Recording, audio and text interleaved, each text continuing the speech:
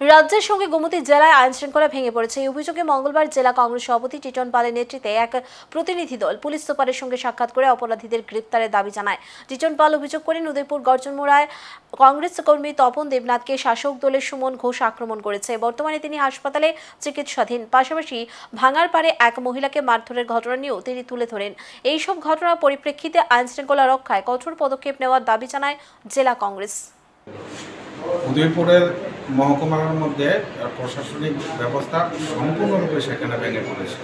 সারা রাজ্যের সাথে পাল্লা দিয়ে উদয়পুর মহকুমার বিভিন্ন জায়গায় রাজনৈতিক যেমন সন্ত্রাস চলছে, অসামাজিক কার্যকলাপ সেখানে চলছে। গত পরশুদিনে একটা দেখেছেন আপনারা খিলপাড়াতে, এটা কি নক্কারজনক সেখানে ঘটনা ঘটেছে। একটা মহিলাকে প্রকাশ্য রাস্তায় এভাবে বেঁধে সেখানে শারীরিক মানসিক অত্যাচার করা হয়েছে।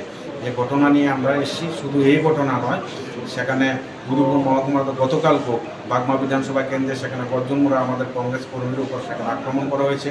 কখনো হার চিন্তাই হচ্ছে, কখনো প্রকাশ্য রাস্তায় সেখানে গাড়ি মানুষের উপর সেখানে তুলে দিচ্ছে, গাড়ির সেখানে কোনো সন্ধান পাওয়া যাচ্ছে না, কোথাও রাস্তায় সেখানে মাত্র, অর্থাৎ নিত্যদিন এই উদয়পুর মহকুমার মধ্যে সেখানে বিভিন্ন ঘটনা ঘটছে।